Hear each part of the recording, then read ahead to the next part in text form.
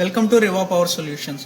ఈరోజు మనం ఈ వీడియోలో రివా కార్డ్ కాయిన్ క్యూఆర్ మోడల్కి కార్డ్స్ రీఛార్జ్ ఎలా చేయాలో చూద్దాం.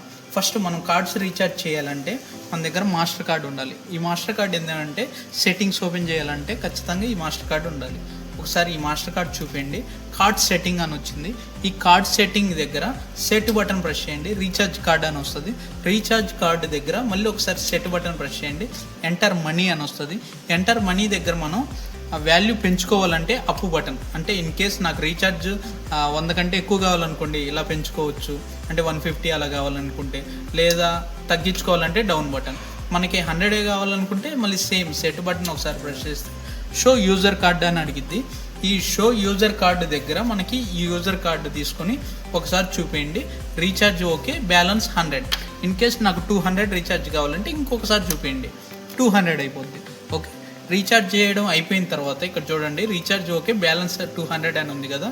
ఇప్పుడు బ్యాక్కి ఎలా రావాలంటే సెట్ బటన్ ఒకసారి ప్రెస్ చేయండి. రీఛార్జ్ కార్డ్ అని వచ్చింది. ఒకసారి డౌన్ ప్రెస్ చేయండి, బ్యాక్ టు మెనూ అని వస్తుంది. బ్యాక్ టు మెనూ కాడ సెట్ బటన్ ప్రెస్ చేయండి, కార్డ్ సెట్టింగ్ అని వస్తుంది.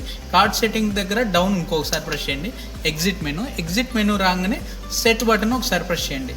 సెట్టింగ్స్ నుంచి మనం ఎగ్జిట్ అయిపోయి వస్తాం. ఓకే, ఇప్పుడు చూడండి రివా పవర్ కార్డ్ మోడల్ 1.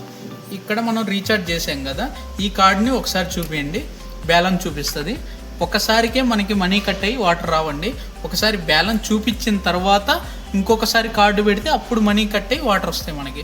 ఒకసారి చూపించిన బ్యాలెన్స్ చూపించింది, తీసి మళ్ళీ చూపిస్తే అప్పుడు కట్ అయ్యి వాటర్ వస్తాయి. ఓకేనా, చూడండి. ఓకే, ఇన్ కేస్ ఇది ఎమర్జెన్సీ స్టాప్ అనమాట. వాటర్ బబుల్ నిండిపోయి వెళ్ళిపోతున్నప్పుడు ఈ బటన్ ప్రెస్ చేస్తే స్టాప్ అయిపోతుంది.